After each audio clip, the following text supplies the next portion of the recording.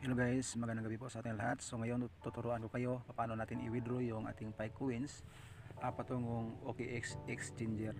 So kung tingnan natin guys sa ibaba sa itaas yung may notification ko, tingnan natin.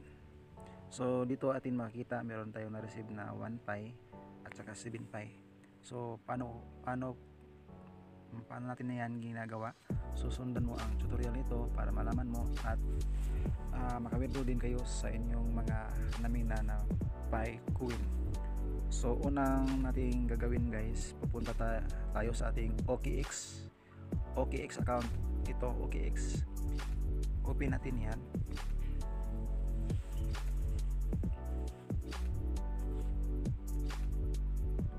So pag nandito na tayo kay OKX, so nakita mo ito guys, deposit crypto, i-click lang natin ito. Yan, sundan nyo lang.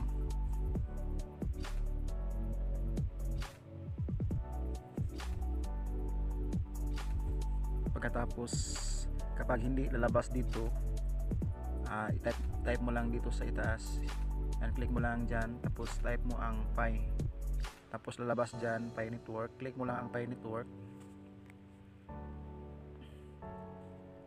Yun, pagkatapos hintayin nyo lang na lalabas itong address. So ito slide nyo lang, slide nyo pag ganun din, tulad ng ganyan. Tapos i-copy nyo ito guys, ito, click mo lang itong copy. Then pagkatapos nyo makopy, punta kayo sa yung Pi browser.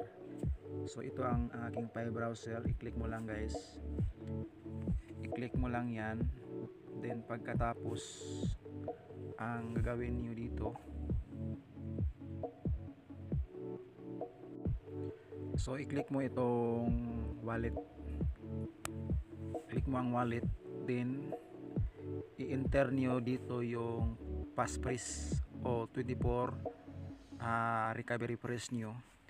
Kailangan hindi yun mawawala, kasi yan ang ating gagamitin para ma-open natin yung Pi wallet natin at ma-transfer natin yung ating Pi coin.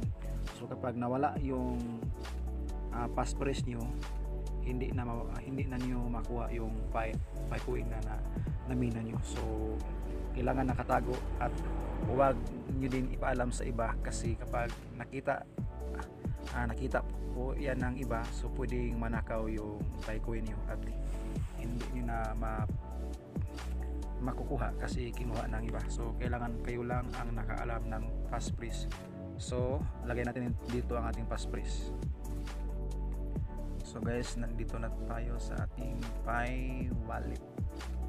So ito ang ating winidraw kanina, 1 Pi coin at 7 Pi coin. So paano natin gawin yan guys? Click mo lang ito ditong P or request, click mo lang yan. Pagkatapos i-manual natin itong plus signs, manually add wallet address, itong plus signs, click natin yan. Then dito natin guys, dito ilagay natin kung halimbawa mag-withdraw tayo ng 1 Pi coin. Then dito naman yung address natin kinuha doon sa OKX, i-paste nyo dito, long press mo lang, long press. So ulitin guys, long press nyo lang dito yung address nyo, then click mo lang itong send. Huwag nyo lang lagyan ng memo kasi walang memo na wala tayong memo makukuha doon sa OKX. So click mo lang ang send guys, send nyo lang, then i-click mo lang ang confirm. So click confirm guys, confirm lang. So nag-i-error. Bakit nag-i-error? Kasi wala na akong balance dito, wala na akong balance na Pi coin. So tingnan natin. So ganyan lang ang pag-withdraw. So ang ating Pi coins dito ay 0.42 na lang. So hindi na aabot ng 1 Pi coin kasi na-withdraw ko na kanina yan, 1 Pi coin at 7 Pi coin at na-receive na natin sa ating OKX account. So back tayo sa ating OKX account. Ipakita ko sa inyo, meron tayo dito na PiCoin na na-receive. Click lang natin itong assets sa ibaba, tapos scroll natin pataas. Dito meron akong 8Pi. So nakita nyo guys, 8Pi ang ating na-receive dito sa OKX. Tingnan nyo, 7 at saka 1. So total of 8Pi coin. Yan guys, 8 yan. So ma-withdraw natin yan February 20. So February 20, abangan natin yan. Baka magkapira tayo ng libre. So ganyan lang guys ang ating pag-withdraw galing sa Pi wallet to OKX wallet. Then kapag i-withdraw na natin patungo sa ating GCash, so click mo lang itong P2P trading. So yan, dyan ka magbibinta guys ng iyong USDT. So bago mo yan ibinta, so kailangan i-trade mo muna yung PiCoin mo, i-trade mo muna sa USDT. So ngayong 20 po ng February pwede natin ma-trade si PiCoin. So halimbawa ito ay PiCoin, i-click mo lang ang sell kasi hindi pa natin ma-sell yung PiCoin natin kasi hindi pa listed.